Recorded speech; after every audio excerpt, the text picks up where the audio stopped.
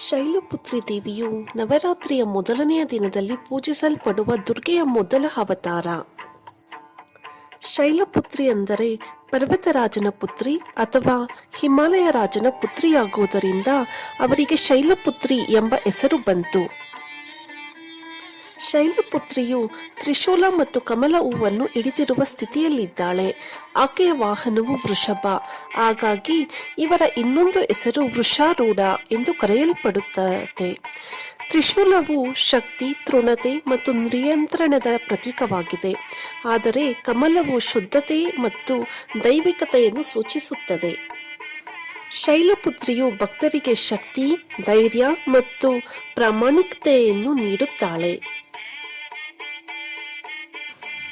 ನವರಾತ್ರಿಯ ಮೊದಲ ದಿನ ಶೈಲಪುತ್ರಿಯ ಪೂಜೆ ಮಾಡುವುದು ಅತ್ಯಂತ ಪುಣ್ಯದಾಯಕ.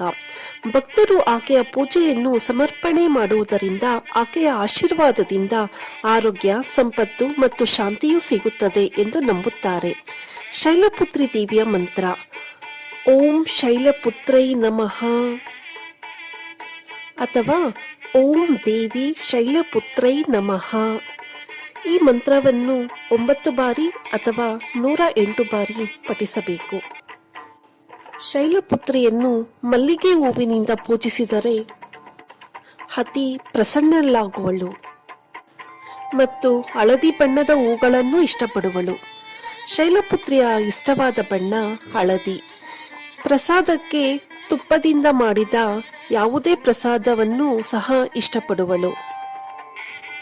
ಶೈಲಪುತ್ರಿ ದೇವಿಯ ಆರಾಧನೆಯು ನಿಮ್ಮ ಜೀವನದಲ್ಲಿ ಶಕ್ತಿ ಮತ್ತು ಶಾಂತಿಯನ್ನು ತರಲು ಸಹಾಯ ಮಾಡುತ್ತದೆ. ಇವಿಷ್ಟು ಶೈಲಪುತ್ರಿಯ ಮಾಹಿತಿ.